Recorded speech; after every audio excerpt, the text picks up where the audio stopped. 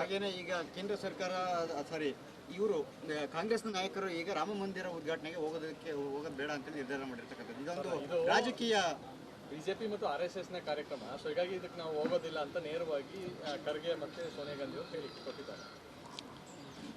ನೋಡಿ, ರಾಮ ಸೇತುವಿನ ವಿಚಾರ ಬಂದಾಗ ಸುಪ್ರೀಂ ಕೋರ್ಟಿಗೆ ರಾಮ ಸೇತುವಿನ ಬಗ್ಗೆ ಒಂದು ಅಫಿಡವಿಟ್ ಸಲ್ಲಿಸಬೇಕಾದ್ರೆ ರಾಮನ ಅಸ್ತಿತ್ವವನ್ನೇ ಅಲ್ಲಗಳೆದು UPA ಸರ್ಕಾರ ಅಫಿಡವಿಟನ್ನು ಸಲ್ಲಿಸಿತ್ತು.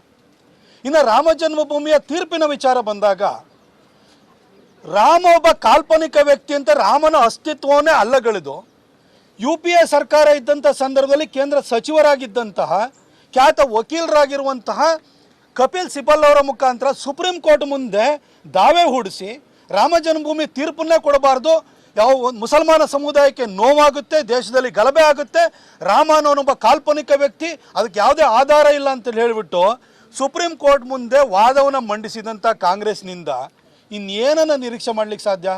ಅವ್ರು ಯಾವತ್ತೂ ರಾಮಭಕ್ತರಲ್ಲ ಅನ್ನೋದು ಅವರ ನಡತೆಯಿಂದಲೇ ತೋರಿದ್ದಾರೆ. ಆದರೆ ದುರದೃಷ್ಟವಶಾತ್ ಯಾವ ಗಾಂಧೀಜಿಯನ್ನು ಹೆಸರೇಳ್ಕೊಂಡು ಕಾಂಗ್ರೆಸ್ನವ್ರು ರಾಜಕಾರಣ ಮಾಡ್ತಾರೆ, ಆ ಗಾಂಧೀಜಿಯವರೇ ರಾಮನ ಪರಮ ಭಕ್ತರಾಗಿದ್ದರು, ಈ ದೇಶ ರಾಮರಾಜ್ಯವಾಗಬೇಕು ಅಂತ ಕನಸು ಕಂಡಿದ್ರು.